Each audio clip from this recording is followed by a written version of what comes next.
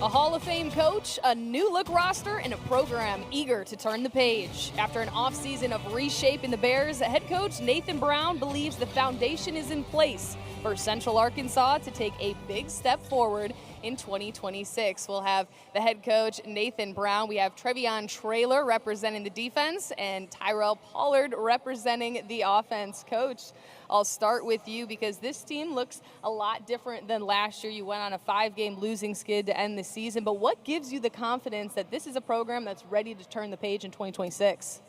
Well, the University of Central Arkansas has always ran. I mean, at the end of the day, it was really good before I got there. It's going to be really good after I leave. There's a lot of culture built within this program, but retaining some of these talented guys gets me excited. And then, turning the roster over and bringing in talented guys to go with them. And again, you mentioned the 5-game skid, and that stings. I mean, we're ready to play, and that's what we're excited about. But if you look at our schedule last year, I mean, we had 4 games of losses that were one-possession games, and that's gives you encouragement, it gives you motivation. Hopefully it gets these guys eager to get the 2026 season going. Coach, on the Coaches Pod earlier in the summer, you talked about bringing in on signing day 42 players and how different that was from what you originally planned, going to this NIL and transfer portal time, what you originally had envisioned. Can you talk about how that's different and then how your team will look different this year? Well, I would have said you were crazy 4 or 5 years ago that at the University of Central Arkansas you would bring in 42 new players on signing day. That just wasn't normal. We spent a lot of time on the high school ranks, obviously junior college ranks, and, we may trickle in a FBS transfer here or there. But just like you've heard other coaches mention, I mean, rosters turn over every year. It's the world we're in. You're going to hear that probably from a slew of coaches as y'all continue through this program. So you just embrace it. You embrace it. You try to bring in the best talent you can to go along with guys that you were able to retain, like these 2 gentlemen next to me. And you try to make the most of it. Again, come together fast, gel quick, take advantage of your spring practices and your summertime with them, and put the best product you can going into the 2026 season. Coach, you mentioned that June or July can really make or break a football team in terms of what you're trying to build and solidifying that identity. What have you learned about this program's personality and mindset through June and as we're towards the end of July? Well, I'll tell you this. This is a group of guys that you don't have to ask to work. When you're having to drag student athletes, football players, to do the extra, we talk about the minimum is the hard work. Like everybody here, every program we face and on our schedule, hard work's the minimum. These guys are out there doing extra. We're almost having to hold them back. This is a hungry group of players, and that's exciting as a coach and for a coaching staff that you don't have to motivate them. And I think that's going to we're going to reap the reward for that. Hopefully, the fruits of our labors will be rewarded because of that. Because I believe in peer-led teams are usually the most successful teams. Terrell, you played 12 games last season. Came in from the junior college ranks. What are you excited about for your second year at Central Arkansas? I'm just excited to play with my boys. Get ready. We talk about a lot how we went 3-9 last season, so we just want to come back this season and make up for that and put on a great show. Your big play ability was something that really stood out. I think you had 5 plays that ended in a touchdown, over 28 yards on the season, a 76-yarder that was the longest on your team. What makes you have that ability to make that long touchdown? Because coaches love big plays, but they love big plays that finish drives with touchdowns more. That's something we saw you could do last year. Yeah, I harp on being an explosive player, explosive receiver, so that's just something I've always been big on, taking the defense length of the field, and 1 play, 2 plays, however it may be. But, that just, as my receiver coach said all the time, go up and high point the football, go up and get it. It's not 50-50, it's 100-0 in our room. Keep it simple. Trevion, you heard Coach talk about how this is a group that he doesn't have to drag to practice or drag into the weight room. You are a guy that gets after it in the weight room. Last year you posted you had a 905-pound squat. You told me yesterday you do 2 workouts and you eat incredibly healthy, the 90-10. I mean, your diet, your discipline is so insane. How have you noticed that through that you've been able to reap the rewards on the field? I mean, obviously, everybody likes getting stats, but you can't have stats if you're not available. And I personally believe the best ability is availability. I mean, I'm a little selfish, like staying in there, but to do that, you got to be healthy.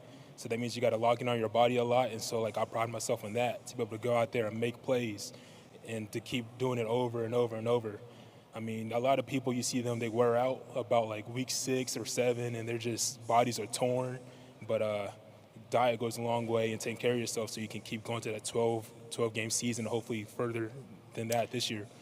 With a 905-pound squat, when you buy a car, do you say, don't include the jack, I can take care of that myself? I mean, I do walk around some cars and think I can get them up a little bit. I mean, obviously. I bet. Coach, last year you took back play calling. That was one of the storylines going into the season. That's something tough to do. You know, a lot of coaches say, hey, I just want to kind of be over everything, but you took that back. How do you feel that went? Will that continue into next season? Yeah, we had some transition this offseason as well. I was fortunate enough to hire Jake Walker, who was on my staff as our offensive coordinator. He's done a great job, not only implementing some of his ideas, but marrying with the ideas that I have within my offense. It reinvigorated my career, to be honest with you. And that's crazy to say as a 39-year-old coach that you need that. But when you've been a head coach as long as I have, and you kind of stood back and let what you feel like is your expertise kind of hand it over to someone else, it was fun. It was enjoyable. This is an offense I love. This is an offense that I've been a part of for a long time. And look, our players are executing. They're getting better every day. We're bringing in the type of talent that we need to run the offense that we're trying to run. So, again, I'm excited about moving forward and what we have in place with our coaching staff as well. How much does it help to have a guy like Terrell here? Well, he's special. I mean, look, I've been around a lot of great receivers. Matter of fact, I was looking at Choctaw Stadium over there. We've got 2 active receivers in the UFL that I coached at UCA. I've seen NFL guys. Tyrell's got that ability. I think a year from now he's going to be a guy that is going to look back and look at the season that he had, the 2 years that he was fortunate enough to have at UCA and have a chance to play on Sundays. He's got that kind of ability because he is a big play type receiver, but also has really done a good job this offseason of honing in his skills, top of his routes, a lot of things, getting in and out of his breaks. The big play stuff he can do. It's doing the little things that create big things that's going to make him special. And Tyrell, you saw just a minute ago on the screen 5 things to know about Central Arkansas. No quarterback threw a pass that's on the roster this year. So it's a brand new battle. You got to have new continuity with new guys. How have you worked to establish that when you don't know who QB1 is just yet? Obviously, we don't know right now, but that's why you build chemistry with all of them. You know, we've been building chemistry since we got back in January. 2, 3, 4, multiple times a week we're going out there to throw to build that chemistry and to prepare for the season. How have you grown as a leader in that wide receiver locker room, and really on the whole offensive side, knowing that, you know, that QB1 that's coming in is new to the program, you're now that vet? It's been kind of hard because I'm not a vocal leader, but I challenge myself a little bit, you know, to step out my comfort zone and express the way I feel. You know, I don't want to lead only by being vocal, but I want to also lead by being an example and showing them how to do it and doing the right thing. Coach, I'll ask you the same question I asked a couple of teams ago about playing Florida State this year. You guys will do that, and what it means to your program. A lot of FCS teams are going away from that. Why is that still right for Central Arkansas? Well, I think it's an opportunity to play the best. I mean, as long as the Power Fours are going to play FCS schools, I think we should take full advantage of it. Again, it's a challenge. A lot of things got to go your way to win those games. I've been a part of a lot of them over the years. I've been very close to winning those Power Four games. I have never broke through, but we've been in those games and played tight games with those guys. This one means a little more. Mike Norvell, head coach of Florida State, was my college teammate. We were roommates for a summer. One of my good best friends in this coaching profession. So to get the opportunity to coach across the way from Mike is a big deal. And somebody, and Coach Norvell gives back to our program. It does a significant role in that as far as giving back to our nutrition program and a lot of things that we have for our players. So what an honor it is to get to go to Tallahassee, play a former alum, a good friend of mine, and compete against him. Hey, his hair looks a little bit different than when he played. Well, I'll tell you, he rocked a good set of cornrows. I don't know if they were as good as TP's right here, but I'll tell you, everybody's got a past. Let's just say that. I've been to Central Arkansas. I saw the nutrition center and everything. And we're looking at the schedule ahead for 2026. And Travion, I'll ask you this because you do have some heavy hitters on the schedule. We talked about Florida State, but you have SEMO. You're starting at UT Martin. What stands out is you're trying to build something early on?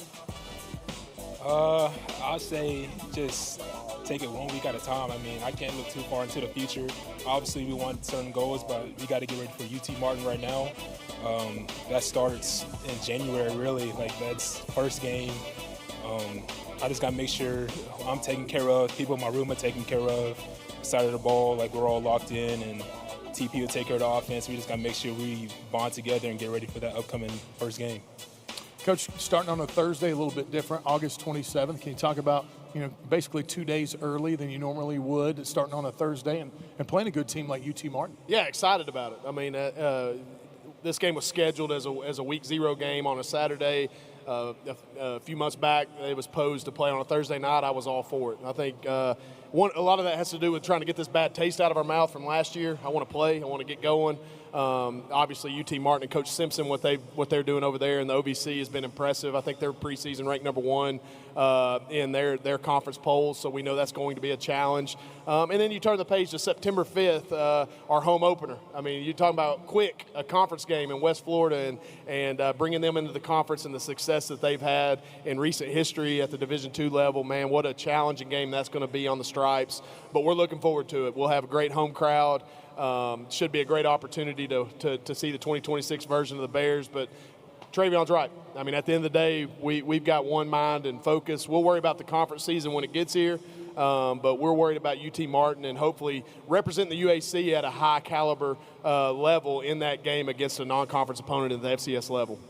Coach, Travion, Tyrell, thank you so much for previewing Central Arkansas as you'll open the season at UT.